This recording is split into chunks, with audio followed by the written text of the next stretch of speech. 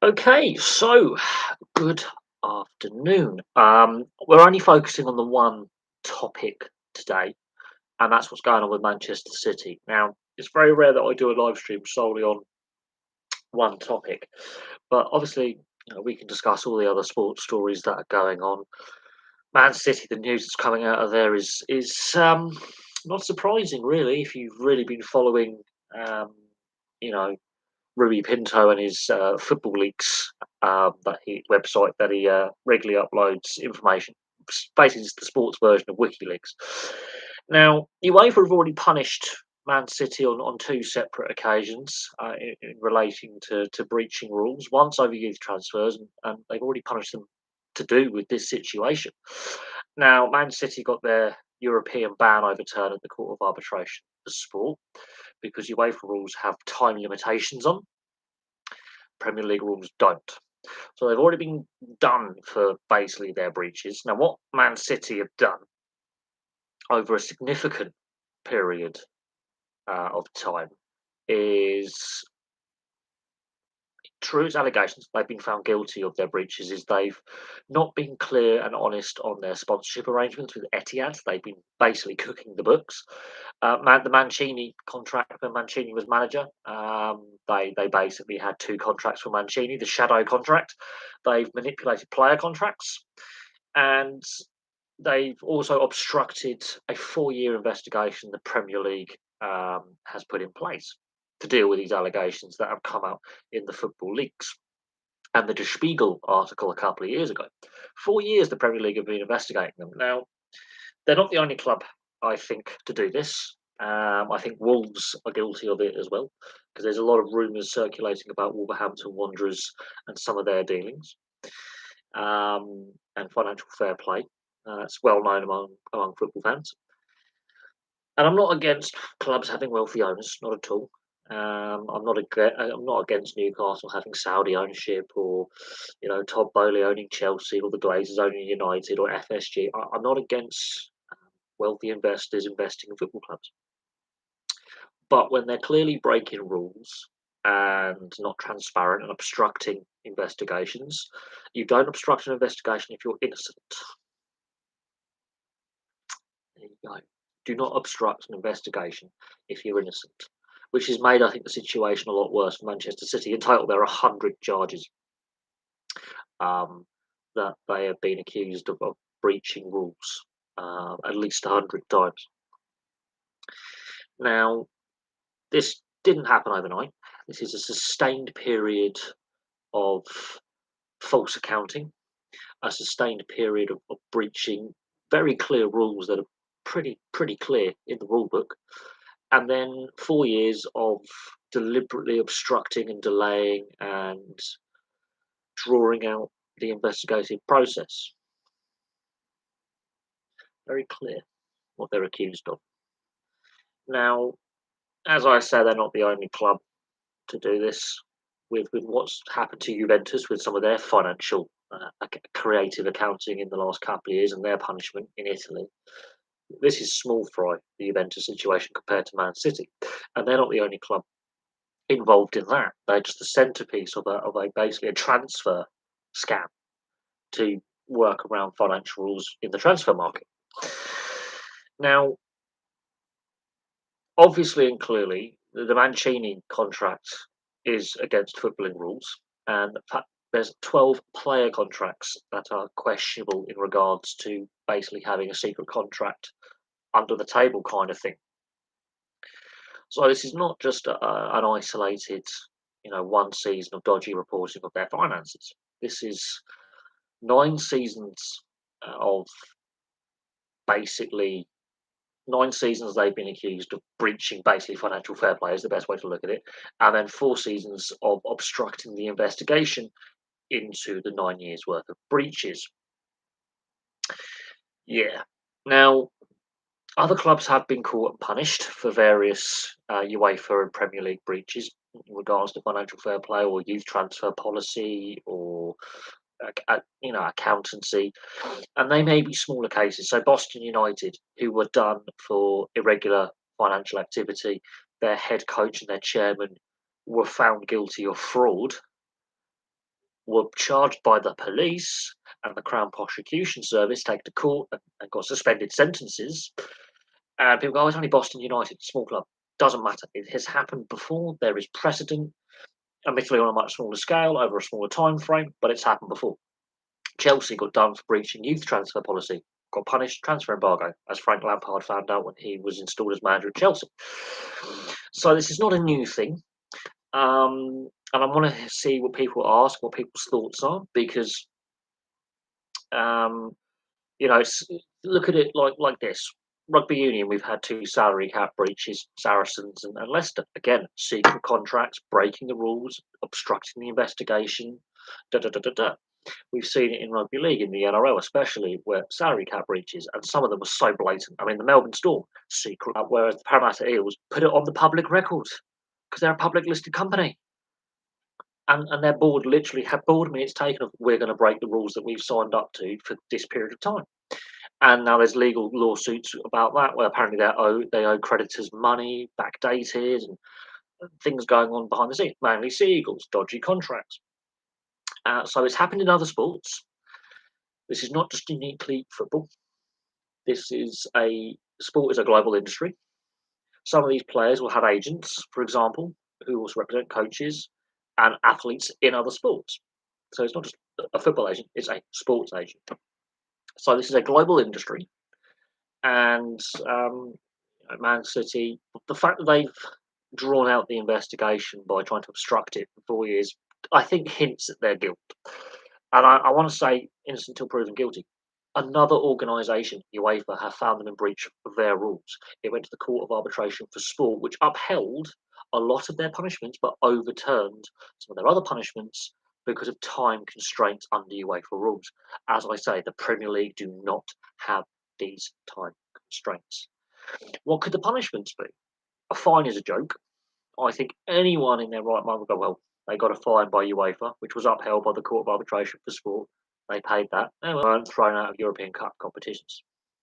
The fine was a joke. It was laughable because the owners have unlimited money. So a fine, they're going to get fined. Points deduction, it's very likely. In fact, more than likely, was a definite. Possible relegation. Well, if we go by the Calciopoli scandal in Italy, yeah, relegation is definitely on the cards and a massive points deduction, absolutely. If we go by the current Juventus situation, well, they've got a points deduction and a massive fine. And multiple board members are basically barred from operating within the sport of football for 2 to 3 years. Even the great Pavel Nedved, brilliant player, has been given an 8-month football ban. So he's not allowed back into football until next season. Oh no, even stripping of their titles. Juventus was stripped of their titles during the Calciopoli scandal in 2006. They got stripped of titles. So stripping of the titles is actually on the table. Of course, we've got the backdrop of the potential football regulator, independent regulator, the government bringing in the white paper. Has that forced the Premier League to act? Well, they've been trying to act for 4 years, right? They've been investigating for 4 years, so I don't think that's got anything to do with it. I think if Man City had been less obstructive, this would have come out and been dealt with sooner. It's an interesting one. It is very interesting.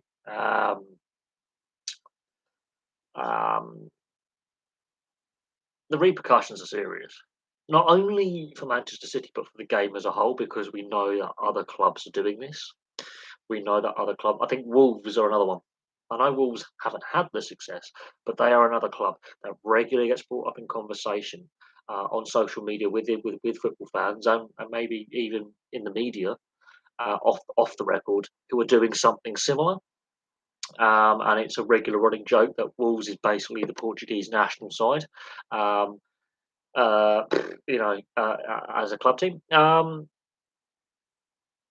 Well, yes, ESPN FC, which is the American ESPN network, they've basically said relegation is plausible. Talksport have said it is plausible. So because one broadcaster is saying, "Oh, maybe not," other broadcasters, both nationally here and globally, are saying, "Actually, no, this is very plausible if we go by precedent set by other leagues." So if the Premier League wants to be taken seriously and be, top dog, which they want to be, it's very plausible. Saying that, it doesn't matter who the owner is. because, as I say, and I know people go, "Oh, it's only Boston United." Boston United were found guilty of creative accounting, so financial irregularities, and they were stripped of points, and their manager and their chairman got suspended jail sentences and lengthy bans from football. Um, some of the situations with Derby County last season, and what happened there, the Milan Mandridge with Portsmouth and Sheffield Wednesday, especially with the Portsmouth, where money just disappeared from the football club. We've seen some dodgy stuff in football before, not on this scale in England, but we've seen it before in England. And there have been various repercussions, including points deductions and fines. Now, the fact that during this period they've won all the silverware tells you something. And the fact that this has clearly been ongoing for quite some time. Hey, independent regulator getting announced from. No, I think in regards to the Premier League, if Man City hadn't obstructed for 4 years, this would have come out long before the European Super League debacle and the calls for an independent regulator. You have to really break down the fact that over a 4 year period, they've been hit with, I think, 30 other breaches on top of the breaches that were between 2009 and, let's say, 2018. So up until literally, I think, November, December last year, the fact that the club, um, were obstructing the investigation by deliberately delaying giving information, not giving information, putting forwards appeals through their lawyers. I think they got away with it with UEFA because UEFA's rules have time limitations. They can't get away with it with the Premier League. The Premier League have been very, very smart in this case in the sense that their own rules that they put in place are similar to UEFA's rules. They got rid of the time limitations as part of their rules. So in that sense, I think the Premier League have got them by the balls, quite literally. Um, I think the regulator is a misnomer. I think that's a red herring, in my opinion. Others are saying, "Oh, it sped up the investigation." No, Man City were deliberately delaying the investigation, and when the investigation was started against them by UEFA, the Premier League weren't investigating at that time. And secondly, they started investigation after UEFA's punishment was overturned, partially overturned by the Court of Arbitration for Sport. They still upheld parts of it, so that's sink in. They were investigating before COVID, so before the European Super League, before the growing calls for a European regulator, before we playing in front of empty stadiums. So yeah, the Chelsea situation, and I don't want to talk just about Man City because I believe Wolves are doing this as well. Chelsea, look, I think they're allowed a period of, I think, 3 seasons, but they're changing the rules on transfers and how you pay them off and the length of time you pay off the transfer fee. Chelsea spending is ridiculous, but that's a new owner throwing money around. But the fact that Chelsea makes up about half of the Premier League spending, or Premier League money changing hands, because 4 clubs actually made money in this window, um, does raise some eyebrows. It does. 4 clubs made a profit. So Brighton being the biggest profit makers during the transfer window because of the Trossard sale, and receiving fees obviously from uh, is it Cucurella? So Chelsea are paying them instalments for a transfer that happened at the beginning of the season. So they're still receiving money from other transfers. Brighton made a profit, but Chelsea, out of all the finance changing hands, make up half of the Premier League buy and sell. So the spend and ridiculous. Um, yeah, but no, I do think it's not just Man City. The Football League's website and the Der Spiegel article does say, hey, it's more than just Man City and Juventus being naughty in Europe, because they're the 2 clubs that are basically being really properly caught. It names multiple clubs in the Premier League, multiple clubs in Serie A, La Liga, the French PSG, for example. Basically, every league is thrown under the bus. Not just the big 5, every league. Every league is thrown under the bus. So I do think other clubs will be like, shit. Like seriously, there'd be someone on the club board. He'd be like, shit. Now, if a club was to cooperate with an investigation and go, yes, at this time frame we did break rules, we're not breaking them now, they probably will cop a lesser punishment. The fact that Man City have deliberately obstructed through legal and other means, so to drag this out makes their punishment worse. Um, so yeah, and Wolves definitely need to be looked into. The allegations against Wolves similar time frame. Um, and then Chelsea, that does raise a lot of eyebrows with their spending in the last, I'm going to say 6 months since Todd Bowley's come in, because they started spending cash when Tuchel was still manager under Todd Bowley. So yes, the Chelsea spend. I know new owner wants to obviously overhaul the team, and that's fine. New manager put in place. You want to overhaul that's okay. The amount they're spending, and the fact that their other clubs are being undercut by them in a sense, because Arsenal were on Murdoch. They've been involved discussing with Shakhtar for 6, 7, 8 months, trying to work out a deal for the player and compensation, or do they throw in a player into that? Here you have a player swap and some money, and then Chelsea were like, well, we'll give you 30 million extra. So Arsenal were basically priced out. In regards to the NHL All Star event, I've discussed that with the TV ratings being down. I did say, yeah, the All Star event. Yeah, I didn't watch any of it, but from everything I read on social media, it was a shambles, and fans have quite rightly, shown their disgust. And we've heard like Todd Bowley, Chelsea, wants to bring in an All Star game for the Premier League. So the All Star weekend has been panned by fans, but I want to keep this on the Man City. Well, I know other questions are going to come in, but I want to try and keep as much of this on the Man City situation. But I understand why. Yeah, you want to throw in a non-English football related question. That's fine. Um, um, Wonder who the other Prem side. We know Wolves is one of them. I think any of the big six. I would say Tottenham. I wouldn't surprise me if Tottenham are in there somehow. And Arsenal, not so much. Arsenal have been very, very good in the transfer market. They haven't overspent, and they've obviously deliberately been very transparent in their stadium payoff. But I wouldn't be surprised if Wolves. There's been a lot of allegations about them. Man United, that whole Ronaldo situation, and they spend a lot of money. Um, I'm not surprised Leeds have got rid of Jesse Marsh. Doing well in the cups. I mean, I'll have to look into that. But if Jesse Marsh has been sacked by Leeds fans, I don't. Leeds, they've got some good players. And in the cup games, they play really well, but in the league, they don't. And it's going to become a revolving cycle. Their cup run, okay, is it what the club really needs, or is it survival? But I think there are teams worse than Leeds. Um,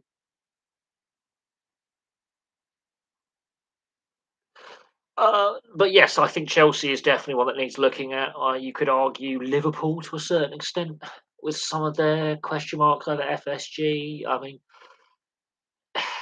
I think the clubs that you can say are pretty well run are Leicester, Brentford, Brighton. So the refreshing underdog clubs, as I call them, seem to be pretty well run. There's been question marks over Bournemouth's money in the past. There's been question marks over several clubs at the bottom and at the top um, in some of their dealings. But the clubs that I think conduct themselves in the right way and seem to be likable, in my opinion, as I say likable, I think deserve to be everyone's second favourite team. Leicester, Brentford, Brighton are the ones that really stick out to me and going, yeah, these clubs are role model clubs with how they operate and their philosophies and the culture around it. You get a sense on a culture of a team um, by how they approach things and how involved they are with the fans and the community and how they come across. You can sense a good culture. Chelsea just seems like it's got a very toxic culture. I think Spurs, with how they operate, and something about Spurs. No offense to Spurs fans, the players there, but behind the scenes with Levy and the ownership, um, Man United. I feel sorry for the fans. The Glazers still there. Yeah, I think Brighton don't want to be pushed around. I think they want to be taken seriously. I think they could win silverware this season. I think they could win the FA Cup and make Europe, and then make the clubs that have bought players often look very, very stupid. Um, Even with Leicester the year they got promoted, there were allegations of financial because they did get promoted, nothing came up. Look, to get out of the Championship, you've got to spend money, and the goal is to remain in the Premier League to basically then pay off the financial fair play kind of, it pays off to get to the Premier League is where if you fail, you're fucked. Which is where Derby went wrong. They couldn't get to the Premier League. That killed them. Points deduction, administration, almost going out of business. If Derby make the Premier League, that isn't a problem. Um, Simple. Um, because the financial system is broken. Big clubs like Man City have broken it. So clubs like Derby want to make it back to the promised land, break the financial system even more because it's ill balanced. And because when you've got clubs like Man City deliberately breaking the rules for a long period of time, financial doping is what it's called. Chelsea, the financial doping. The clubs in the leagues below who want to get to that level have to overstretch themselves, live beyond their means to try and even get close to attempting not only getting to that level, to the league above, but staying in the league above or continuing up the ladder. So Derby's a prime example. Yeovil Town's another one. They shot up and went straight back down. Um, uh, it's not the financial gap necessarily because there's some really wealthy owners in the Championship League One and League Two. There actually are a handful of owners who've got really deep pockets. It's the financial structures, and it's the fact that in order to achieve that next level, a lot of clubs overextend themselves. Southend United could go out of business by the end of the month. I think they have been in the Championship in League One at times.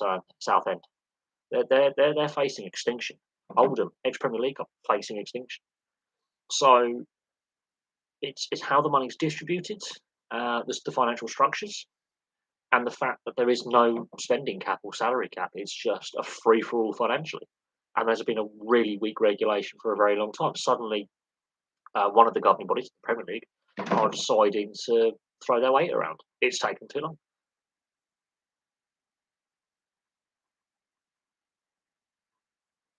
No, I think Simon Jordan has summed up. He got things a bit wrong at Palace. However, it does sum up the fact that I would laugh because I don't like the owner of Forest Green Rovers, but B, they've already overachieved anyway, even without Dale Vince. Um, Salford City, okay, the class of '92 really have put a lot of their money into it, and fair play to them. We can agree or disagree with how they've gone about it, but um, a lot of clubs, a lot of clubs are overextending themselves to reach that level above. Now, you look at Wrexham with um, Ryan Reynolds and Rob McElhenney. Their ultimate goal is ultimately the Premier League. They want to see how far they can take that club. Now, that means they've got to invest, but with each promotion comes extra prize money. With this cup run comes revenue coming in. So every game, like they are engaged with the community. They understand, um, how much it means to Wrexham. Doesn't matter what the sport is. You could say, like rugby league club, for example, they were to step in and go, oh, Castleford or Wakefield, or you're struggling financially and buy it. They could have bought into rugby league, for example. It doesn't matter the sport that you know Ryan Reynolds and Rob McElhenney have bought into. It's how they've gone about it. They've been very engaging with the local community. They've been very understanding. Okay, this is how the sport in this country runs compared to North America, where it's a completely different system. The franchise model, where owners seem to be a bit more aloof. They've been very engaged and they've listened to the fans' concerns because they've had, I wouldn't say bad ownership, but money struggles before, and they've almost gone out of business, they listen to the fans' concerns, and they've learned on the job. They haven't gone like Todd Bowley, absolutely insane, and it's paying off. Their methods are paying off. Yes, okay, they've had a little bit of a net spend over a net gain, but you can see what they're trying to do at Wrexham. Makes a lot of sense. And they've been very transparent about that whole process. Yes, the documentary, I think, helps with that transparency. In regards to clubs like Forest Green Rovers, which I think have definitely overextended themselves, there's no joke, there's no denying that, and they are struggling as a result. Plans for a new stadium, when they can't even fill the current stadium they have, is a concern about the sustainability of their model. Doesn't matter what level they're at, if they can't sell out the current stadium, why build a bigger one? Doesn't matter that the club has got a small fan base, it's from a small community, or it could be from a massive community with a big stadium. The fact they can't fill the current stadium, why expand to a new site that's even bigger? Doesn't matter what league you're in. Makes no sense. I saw a few fair, few unpleasant things in those leagues with the emails, threats, etc. Even um, Uh, yes and no. I mean, um, the fact it took so long to even get a deal done with Newcastle, it was a very protracted process.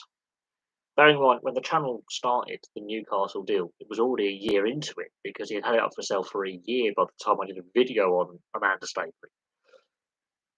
The process taking as long as it did was painful. And it wasn't just the Saudis as the only interested party or stakeholder with Newcastle.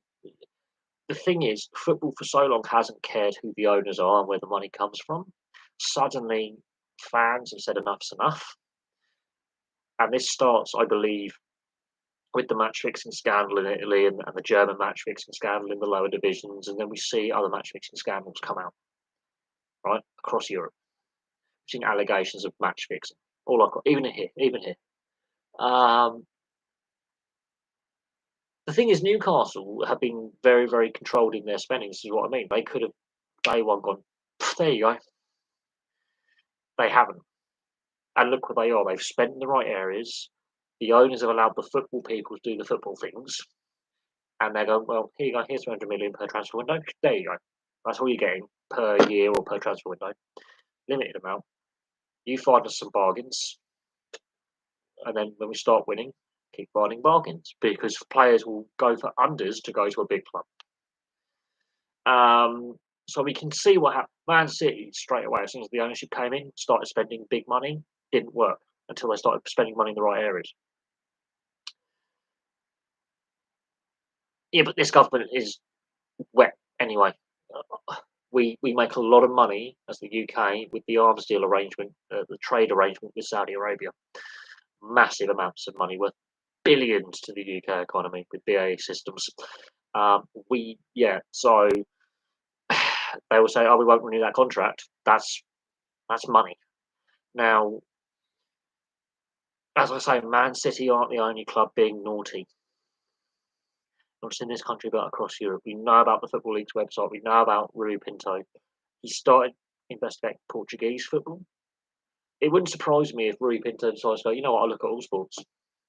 And that's when, okay, this is the tip of the iceberg. Professional sport is a multi-billion, if not trillion-dollar industry. Because there is so much money in professional sport,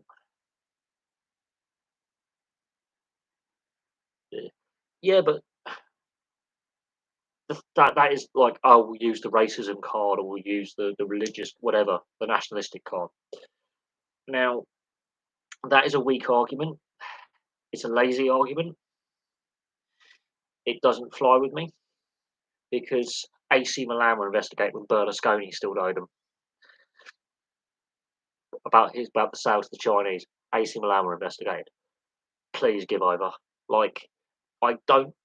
This is the Man City fans going, "Oh no, we're singling us out." Newcastle haven't been singled out yet. You know why? Because they haven't given cause to be singled out yet. The fact that other clubs, plural, with domestic or foreign ownership, they just did it the worst. But if because they've been found guilty by one organisation, then gone to court to go, oh look, not fair, time limitations. They were using the reason why the Court of Arbitration for Sport overturned part of their ban was time limitations under UEFA rules. Uh, yeah, and I guess what it failed because UEFA still punished them. Court of Arbitration didn't say, oh, that's an investigation that's clearly based upon xenophobia. No, it's an investigation based upon you're breaching the rules. But here's a problem, UEFA, you didn't do it in the time limitations applied. However, you're upholding this and this. Like, part of their punishment was still upheld by the Court of Arbitration for Sport. It was just a lesser punishment than what UEFA wanted. UEFA still punished them. So the fact they've been found guilty in one instance says to me, and the fact they obstructed, come on. It's Man City fans saying that. It's Man City fans. And it's not, I think a lot of Man City fans, you notice how the Etihad's never sold out. I reckon there's a fair few Man City fans in Manchester and around the country who are not overly comfortable with um, with the ownership model or with the direction of the clubs because I think they could see, hang on, there's something that's going to go, it will go horribly wrong here, and it has. It's like Man United with the Glazers. a huge proportion of that fan base was never happy, regardless of the success they have continued to have until more recent times with the Glazers. They were never happy with it. They were like, "We have concerns um, about the model that's been put in place." And I wouldn't be surprised if there's a proportion of Newcastle fans who aren't happy with the predominantly Saudi share of the ownership, because that's 70 odd percent. 30% is held by British interests. But you get it with not every fan buys into. I don't trust the Venkies at Blackburn. Never have. A lot of fans have got an apathy towards the ownership. Cardiff fans hate their owners, Vincent Tan and co. They think they're crooks through and through. Um,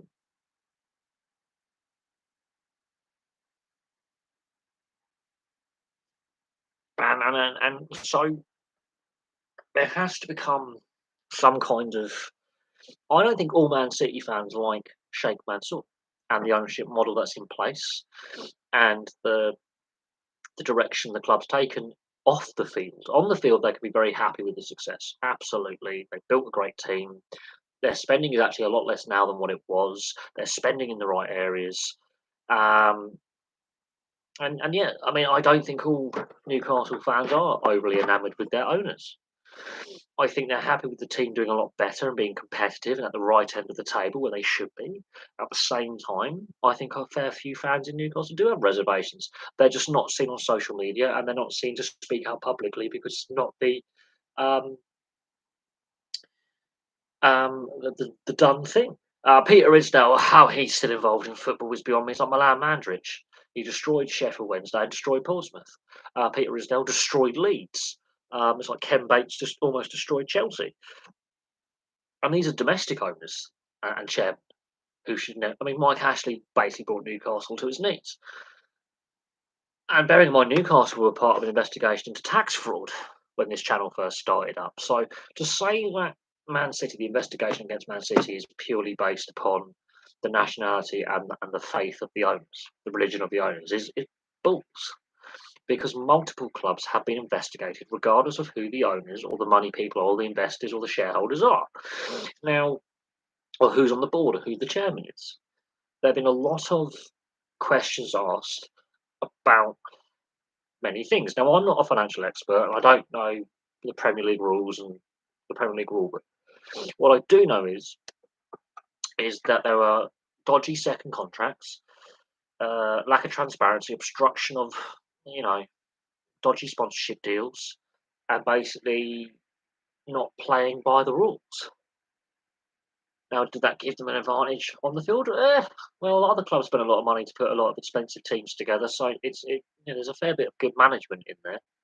But for many years, they were spending money and not winning anything. It took them a long while to win their first piece of silver under Mancini. Now, the Mancini contract has been raising eyebrows since he left the club, and how he was getting paid. That has been on people's lips for years, long before the UEFA investigation.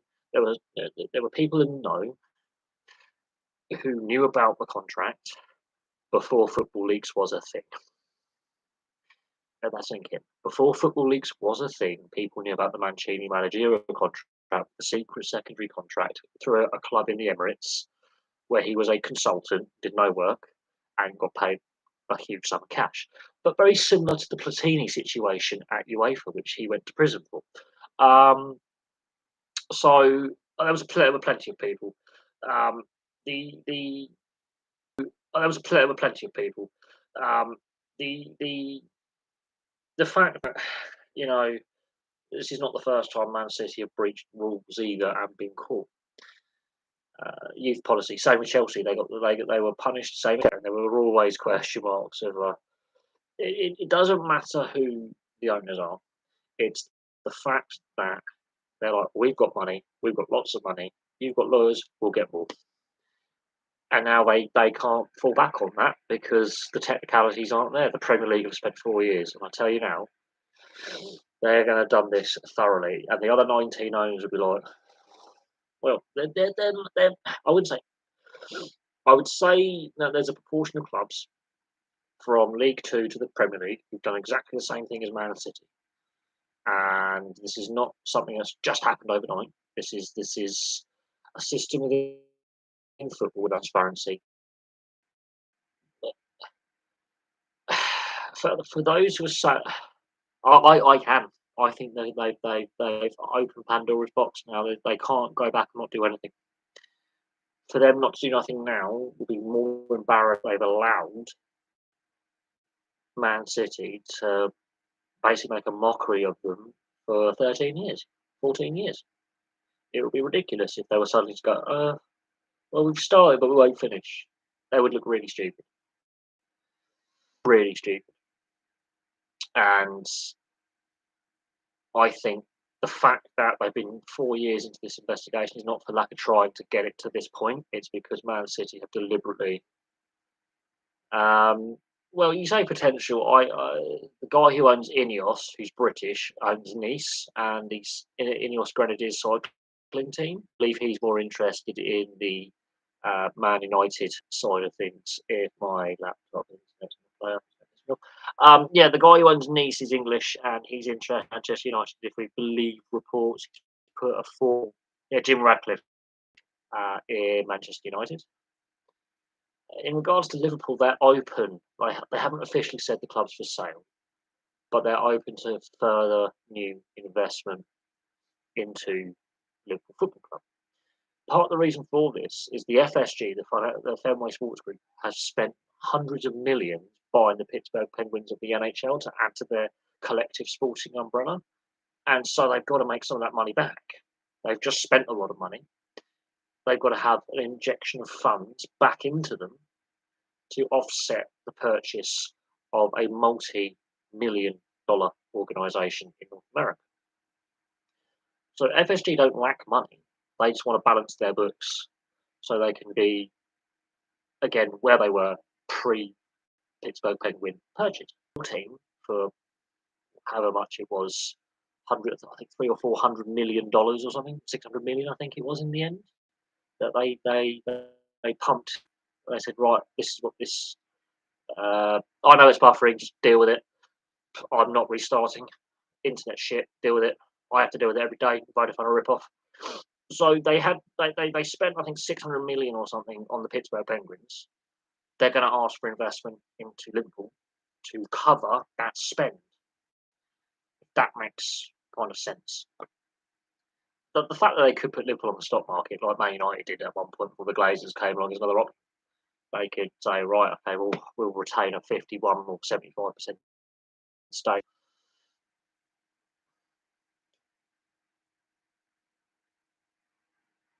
Stream keeps buffering, deal with it. I have to. And I'm the one paying the internet bill, so I feel my pain. And I've emailed Vodafone multiple times, they do nothing, so I feel my pain. Can't help it, deal with it. I have to. It took me, my latest NHL video took 15, 20 minutes. Yeah, the Fenway Sports Group, they own Boston Red Sox and their affiliates in Major League Baseball and the minors. I would say Liverpool have had a bad season. If it continues into next season, then there's clearly a trend of trajectory here. Now, whether Klopp is the manager next season or finishes out this season, we'll see what the FSG do. Chelsea aren't doing much better.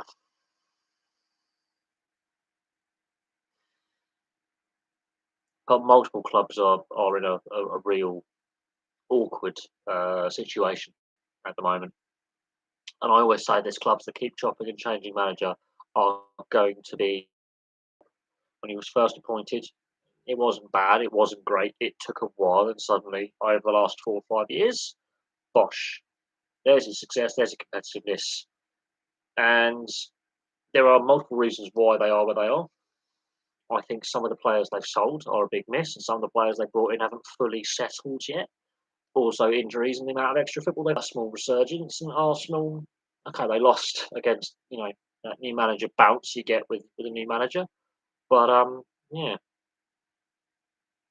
I think the current Liverpool squad, and I think Klopp has peaked at this time. But remember, Man United with Ferguson, he sacked him multiple times in his first 3, 4 years. Then he gets that first title, and then the success followed, and they were very, very dominant. I think Fergie hung on a bit too long, in my opinion, before he decided to hang up the managerial clipboard and take a step back from management. But he earned his stripes at a so-called small club in Aberdeen, which at the time they weren't a small club, and they were successful after he moved on as well. Let that sink in for a little while before the success stopped. But when he went to Man United, there were people going, "Okay, he's done well at Aberdeen. Can he do it at Man United? He's done very well in Scotland. It's big league. Can he do well in the big league?" And there were concerns in the first few seasons he was there that he wasn't up to the job or whatever, and then suddenly success happened. It was called patience. In regards to Liverpool, I think FSG have been very, very patient and understanding with Klopp, and I think they understand you're not going to win every season. This season has been a disaster. I would say it's a write-off. Um, yeah, I think it's refreshing to see some new names. So it's refreshing to see Newcastle in there for the first time since 1999. And it's very refreshing. Arsenal, they've been in around the top four, top five, top six, top seven for a long time. But it's refreshing seeing Newcastle up there. It's refreshing seeing Brighton up there, in my opinion. Challenging. I think the established order is broken because they've been too comfortable for too long calling themselves the Big Six, when in reality it's two clubs that have been dicing for titles for the last 4 or 5 seasons and or 6 seasons, and it's finally shown that the so-called Big Six is on paper only, because Tottenham still can't win a title. Arsenal haven't won silverware apart from a few FA Cups for the best part of 15, 16 years. They haven't won the league for nearly 20. Chelsea have fallen apart. Man United, okay, they're doing better this season with Ten Hag, but the way they've got to where they are, there was some absolute carnage on the way.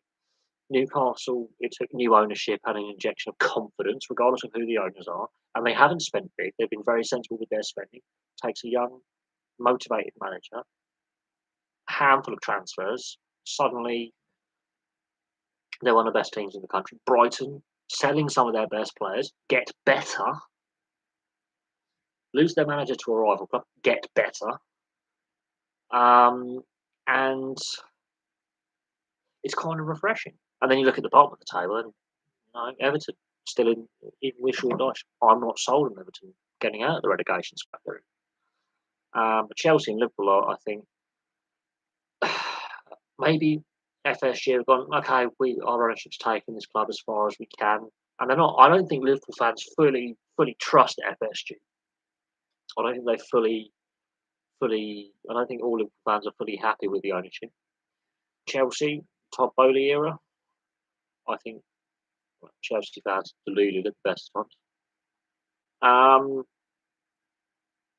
Yeah, Forest. I mean, they've just bought an entire new squad, haven't they? And I think Forest's another one that people. I think they've manipulated the transfer market, and they've not necessarily been as transparent as they should have been. And there's been some question marks over Forest's ownership, regardless of where they are in the league and what league they're in. Nottingham Forest is another one where there's question marks over the transparency and integrity.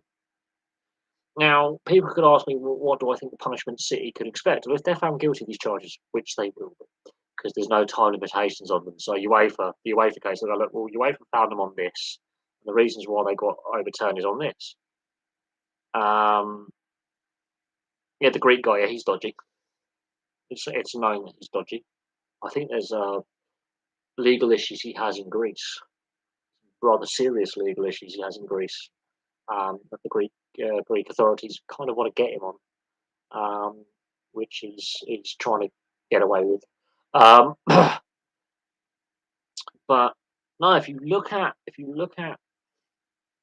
the City situation, I think they're bang to rights, because UEFA have done them before for exactly the same things. Time limitations. As I said, the English investigation doesn't have a time limitation. The UEFA one did, so they're done. They can try and kick and scream and drag it out. The more they drag it out, the worse they make it for themselves. And I think the Premier League carry on and go through. I think it will put the shits up a lot of clubs, and I think UEFA will look at their rules and their investigations, they will get rid of time limitations. Because if the Premier League really goes for it, UEFA will be like, oh, we really should look at how our club rules that we set out in our charter and our rule book. I think we may need to improve these. And with what's happened with Juventus, okay, Serie A, the Italian FA, have been a little bit wet, in my opinion, with the punishment Juventus have had. And they're still not out of the woods yet because they're still under investigation by the Italian Trade Commission. So they're not out of the woods yet because they're stupidly on the stock exchange. So when you fiddle your finances and you're a public limited company and you're in the public domain and we can buy shares in it, you get screwed.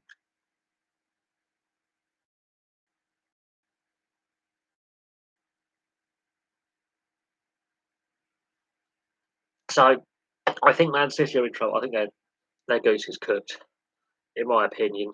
Um, we have had it before on a smaller scale. When I say a smaller scale, when I say a smaller scale, and you're going to laugh because it's the size of the club and where the club are now. Boston United, they were done for financial irregularities. The manager and the owner got suspended prison sentences, and they got docked points, which ultimately led to them being relegated out of the football league. They basically fiddled transfers and what the transfers were worth, and they fiddled the books like Man City have done, just on a lot on a really smaller scale. And it doesn't really make national consciousness because it's Boston United, a club that had only been in existence for a very short period of time. But we've been here before. We've been here in other sports, absolutely. Saracens and Leicester. And if you go over to Australia in the AFL and the NRL, it's happened with, I think it's Carlton in the AFL, Melbourne Storm, Parramatta Eels, Canterbury Bulldogs, New Zealand Warriors. I mean, there's been multiple salary cap breaches, and the Melbourne Storm one is the dodgiest of the dodge with the secret shadow contracts, which is what they're alleging against Man City with players and Mancini. Um, so, do I see a similar situation? Yes, PSG definitely. Huge question marks over the PSG situation, and they've been questioned for a long time. There's been huge. The beIN Sports network is owned by the same. There's been a conflict of interest there, and there's been allegations of basically the same thing. The same thing. AC Milan were done for the same thing. When Silvio Berlusconi was selling AC Milan to the current ownership, there were question marks over the integrity of the sale, AC Milan's previous finances and their reporting. So they got a similar punishment from UEFA. Juventus, look what's happening there. So yes, we have been here before. It's not.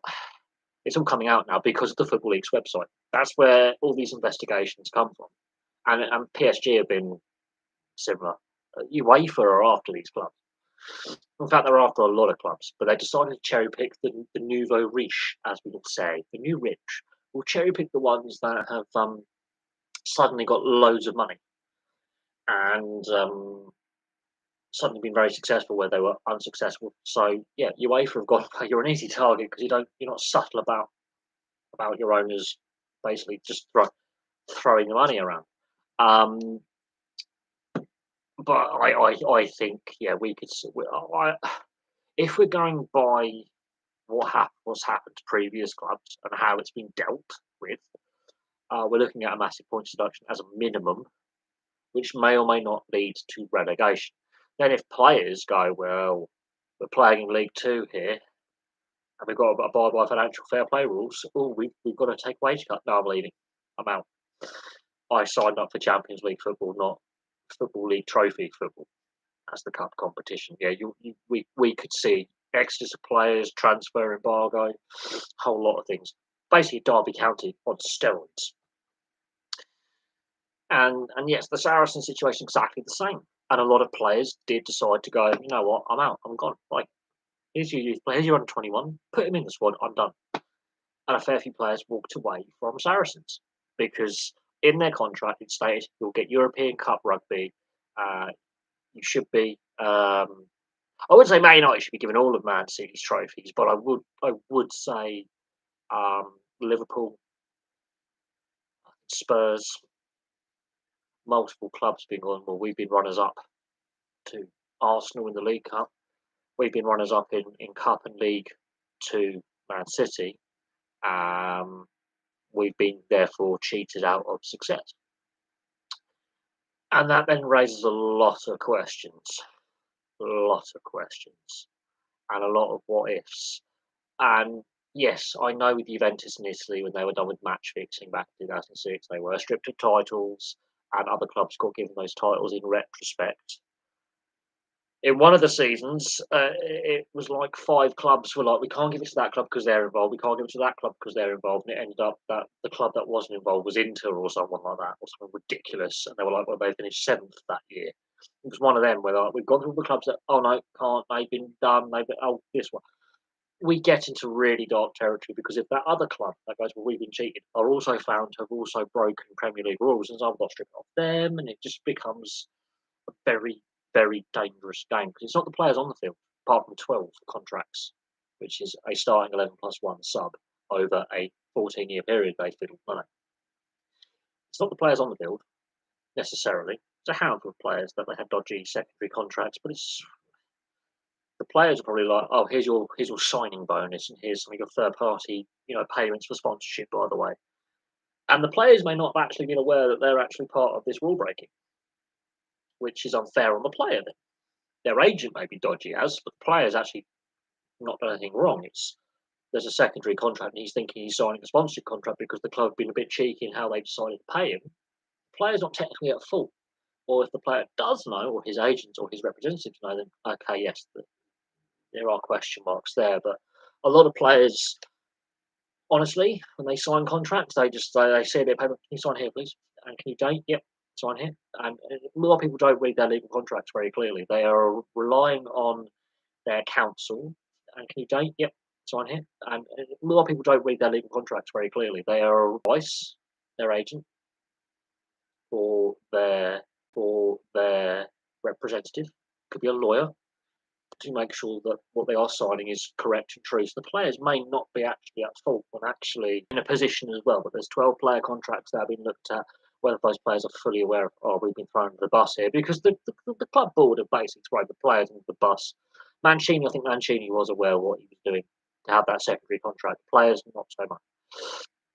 Um, I hope they get the harshest punishment. If they are found guilty, which I think they will be, throw the book at them. Throw the book at them.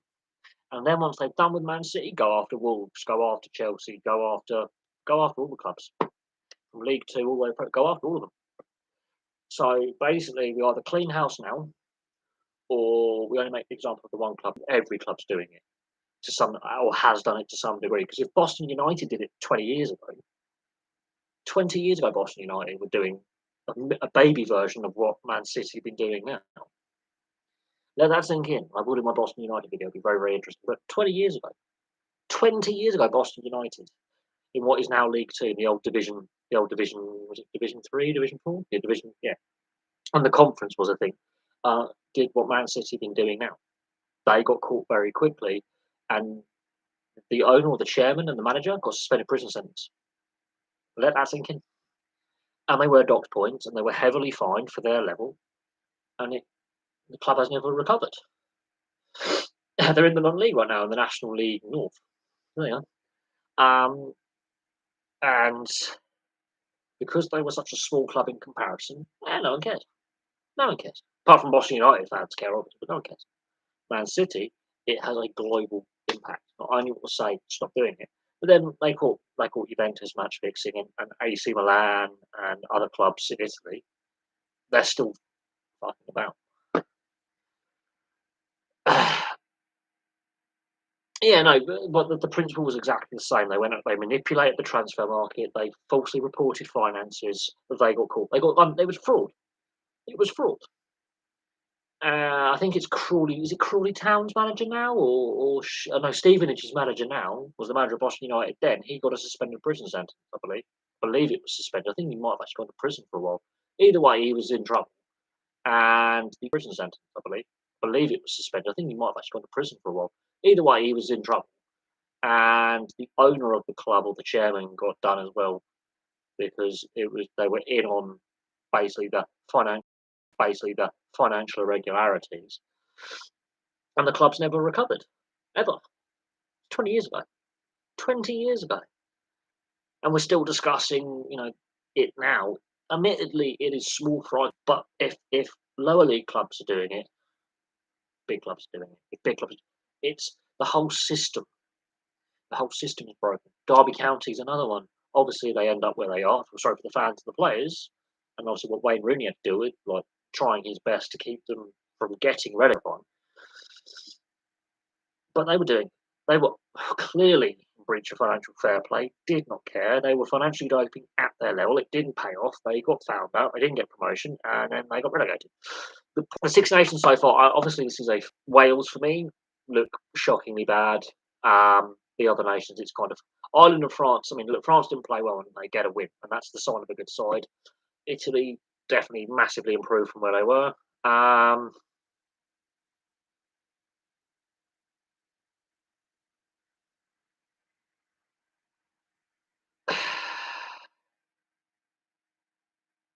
So we'll see what happens there.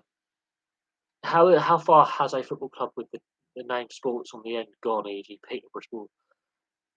Not very far. Um, do you think the government should get involved now? I mean, nothing will change. Clubs will still do it. Look, the white paper's there. We'll have to see what the first reading and then the second reading, and then how much of that legislation actually changes from what's planned on the paper. Get three readings in Parliament, in Commons, and it can go up to the House. I did study politics at A level, so I'm going to be a bit sad here. In regards to that, so a backbencher or the government benches can bring forward a white paper. There'll be a reading in the Commons. It will then go up to the Lords, back to the Commons, back to the Lords, back to the Commons, back to the Lords, maximum 3 times. It can be done on first reading. They go, yep, the Lords, yep, we give assent. The House votes on it, yay or nay, and it becomes statute, so on law, or it gets rejected. There's up to 3 readings you can have, so 3 rounds of amendments. It may clear first time, it may not. But basically, it will get voted on. I think the likelihood of it passing is very, very high. I think it will go to a second or third reading. But I think, yes, very, very quickly, the government legislation on an independent regulator will become law, whether Simon Jordan wants it or not. There you go. Yeah, I can see wooden spoon for Wales in the rugby union, and I think Italy could be very dangerous. Did QPR get done for FFP? I think they're under investigation, or they have been close to being punished. I'm not sure if they have or not, but I know QPR are one of those clubs that are in the FA sites, the Football League and the Premier League sites, and UEFA sites. For okay, they're an English club. We know they're spending a lot of money. We know they've been pushing the boundaries. I know Wolves are another one. Man City's not the only one. The fact that what they've been doing is they've been not overly clear on their finances. They've been basically cheating their finances. They've been saying they're making less money than they actually have, or they've been making more losses than they actually claim. They've basically been cooking the books. They've been doing a Juventus. And Juventus got caught because they're on the stock exchange. Man City wouldn't have got caught had it not been for football leagues and some other whistleblowers going to Rui Pinto and Der Spiegel going, by the way, you want that for your website, you want that for your publication. So, yes, whistleblowers are important, whether external or internal, going, hang on, guys, this is dodgy. Now, I wouldn't be surprised if there were members inside the football club, employees going, hang on a second, I don't feel comfortable with this. There you go. We need to protect whistleblowers because they expose things like this. Now,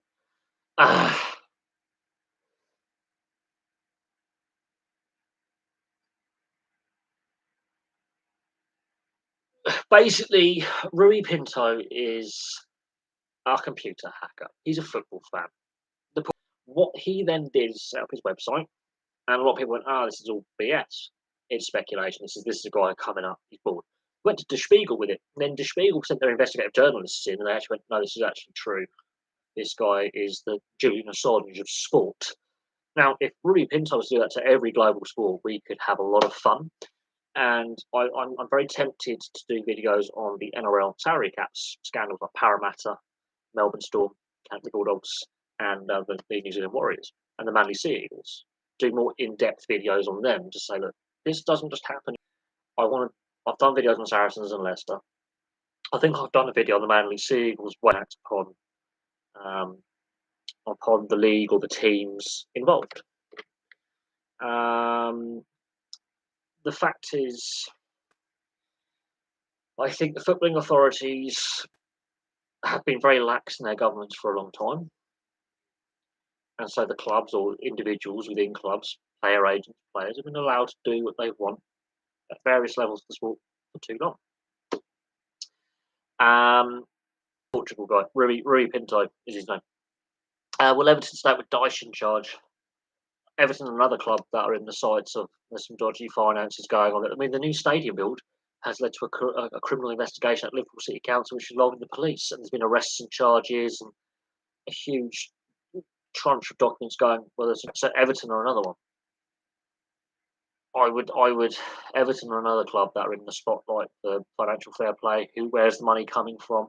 And the new stadium build is known to be with there's some corruption with the planning permission and getting cushy contracts with developers and backhanders. We know that's a thing. It's on the public record. There have been arrests made, there have been trial dates set, there's been charges laid, and it's caused a political headache at Liverpool City Council and the mayor's office because the mayor was found, to be taking backhanders for mates on the building contract and in the planning department.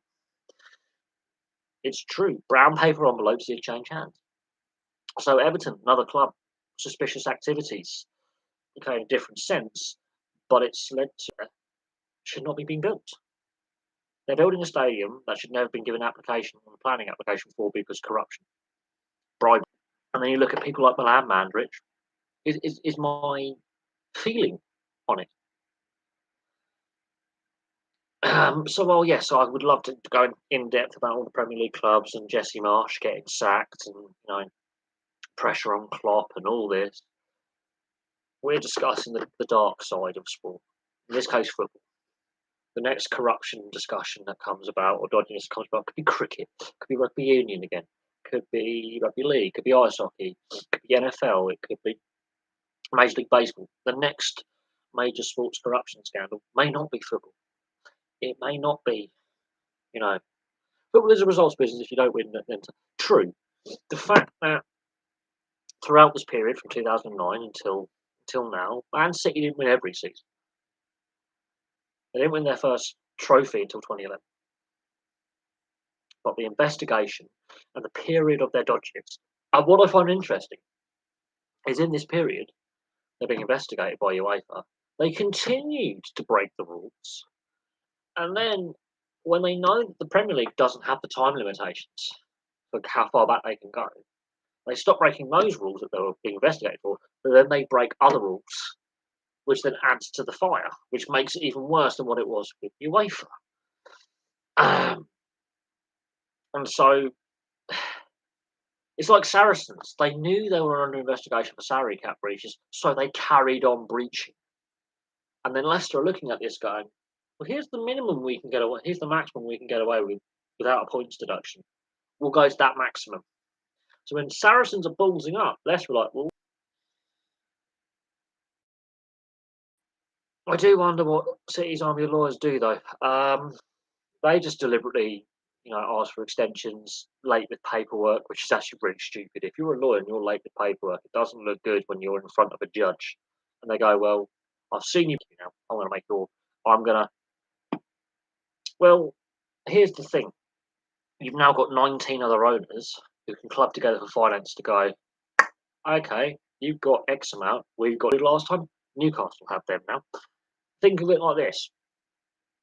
At the start of every season, you sign up to the rule book. So they can threaten all they want. Newcastle have the Saudi money. The Saudi money out trash. Newcastle are a lot richer. It's not just you, it's everyone. My internet's shit. I've given up with it. So we're just going to persevere and I might start hitting it. No, I wouldn't say that. If here's the thing, it's taken a little bit of time. It won't be as long as the actual investigation because I think City they're going to come out blustering. But I think I think the fact they've been found guilty by UEFA and they got off on a technicality, the technicality that they got off on with UEFA doesn't exist with the technicality that they want to get off on because it was time limitation. Even more evidence, plus then the obstruction, and they've been trying to get them for 4 years. This has got nothing to do with the regulator proposed. They were investigating long before COVID. As soon as the Court of Arbitration for Sports decision was made, Premier League, right, okay, UEFA have got them, we can get them harder because we've got stronger regulation behind us in the sense of no time limitation. We can go back further to the actual takeover date. You're just going to have to bear with it. I'm not going to stop and start again because that would just frustrate me, so we're just going to bear with it. For some reason, my internet is absolutely chronically crap for the last month.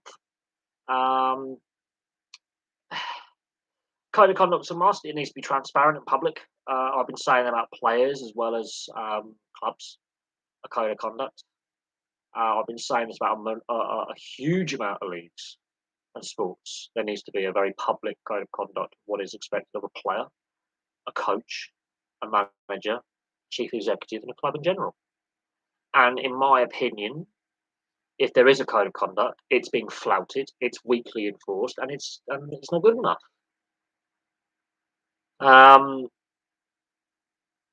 So we'll see what happens in regards to a code of conduct.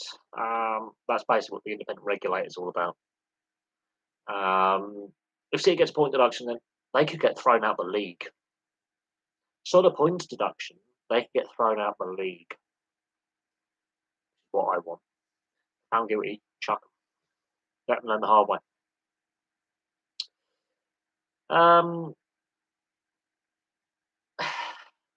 You're saying, oh, if they get a point deduction, it's done. No, Newcastle and Man United are still floating. They're not a million miles away. I think there should be a salary spending cap. Not just English football, just football. Sod English, I think there needs to be, and I think this is basically what UEFA are trying to get at with their newer, updated financial fair play spending kind of rules. I think it's a UEFA-wide salary spending cap. Yes, I do. For the National Rugby League, yep, 130 quid a year, which is £12.50 a month.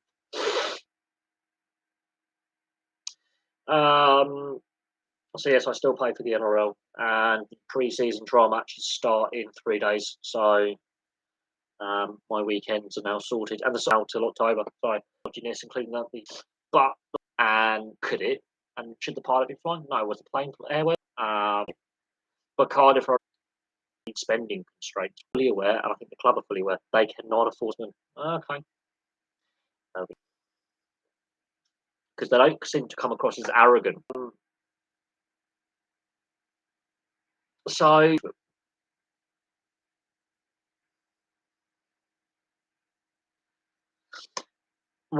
my internet there, so I'm sick and tired of this. Something is interfering with my internet. Jobs aren't very likely to get rid of at the moment. They're sort of safe. There since 1992. Pretty safe bet. Arsenal, our Premier League club. The problem Man City now have, they're kind of is a bit of a joke, if I'm being honest, forever. So that doesn't stand up. They've been found guilty before. They appealed on a technicality to get off. They didn't have anything else to appeal on because they were proven correct in the charges. Now, and just fans in general would be more damaging than forging ahead and punishing Man City. And possibly investigating. May have been doing these sort of robberies, probably aren't now. Or when they found out Man City were being investigated, they're probably like, we might want to stop doing this now. They continued the rule breaking after investigations were opened and closed and opened again. Just shows the arrogance of the club. Regardless who the owners are, be doing something like I think are well Forest. Then we can look in the Football League. We could go, okay, Forest Green Rovers could be investigated for financial fair play, or then we can look in the Football League. We could go, okay, Forest Green Rovers could be investigated for financial fair play, or I'm just going to pick a random one at Fleetwood Town. There you go, around Blackpool. I'm just going to pick random ones now. I'm just going to pick a random one. Fleetwood Town. There you go. Around with Blackpool. I'm just going to pick random ones now. Peterborough. You know, it could be any football club. It is the fact that during this period they were very, very highly successful and spent a lot of money, won a lot of silverware, and had dodgy under the table contracts. Then had the balls to lie about it, get caught. Oh, of statute of limitations is the best way to, because you've got a time frame on when you can bring charges and back from the dead. All right, you can have OJ's legal team, right? If the legal team, right? If the glove fits, right? You get OJ's legal all up. Anyway, thank you very much, and I'll have some content, more content for you guys very, very soon.